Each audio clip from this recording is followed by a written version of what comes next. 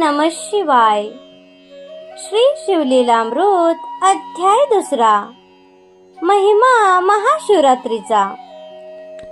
हा अध्याय मनात वाचावा, निरनिराळ्या पूर्व पापांचा निराश होईल. ओम नमः शिवाय. सूत म्हणाले, सज्जन हो, महाशिवरात्रीचे महात्म्यही अगाध आहे. या दिवशी अजाणता शिवस्मरण, उपोषण, जागरण या बिल्वार्चन घडले तरी महापुण्यफल प्राप्त होते. त्याविषयी एक कथा सांगतो ऐका. विंध्य पर्वतावरील एका व्याध्याच्या हातून हत्येसारखी अनंत पापे घडली होती.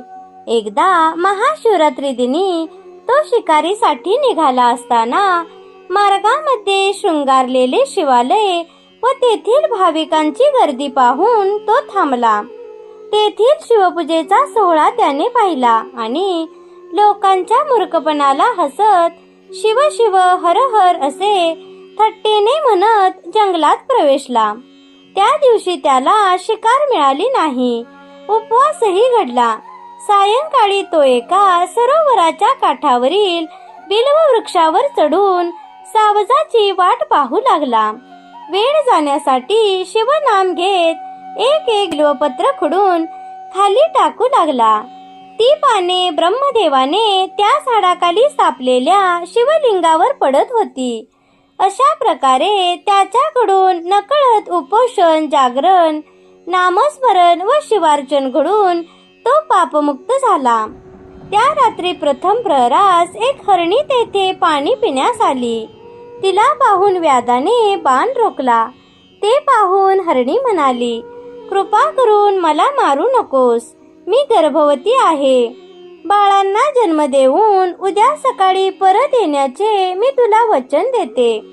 तिचे मनुष्यवाणीतील बोलणे ऐकून व्याधाला नवल वाटले. त्याने तिला तिची पूर्वकथा विचारली असता ती म्हणाली, मी रंभा नामक अप्सरा असून हिरण्य नावाच्या दैत्याशी रममान झाले. शंकराचे भजन पूजन विसरले. म्हणून शिवशापाने मी माझ्या 2 सख्या व तो दैत्य या सर्वांना मृगजन्म मिळाला आहे. 12 वर्षांनी मी पुन्हा स्वर्गात जाईन. तिच्या बोलण्यावर विश्वास ठेवून त्या व्याधाने तिला जाऊ दिले व पुन्हा शिवनाम घेत बिल्वपत्रे तोडू लागला. प्रत्येक प्रहराच्या अंतराने पुन्हा एक हरणी व आणखी एक हरणी तेथे आली आणि आपापली कर्तव्ये करून परत येण्याचे वचन देऊन निघून गेली. अशा प्रकारे व्याधाला जागरण व 4 प्रहरींचे शिवार्चन घडले. सकाळी तो मृगपरिवार व्याधापाशी आला व शावकासह ते सर्वजण व्याधाला आधी मला मार अशी विनंती करू लागले. ते पाहून व्याधाचे हृदय कळवळले. त्याने त्या सर्वांना नमस्कार केला. तेव्हा त्याला दिव्य रूप प्राप्त झाले. हरणींनाही मूळचे स्वरूप मिळाले. तेवढ्यात तेथे एक दिव्य विमान आले.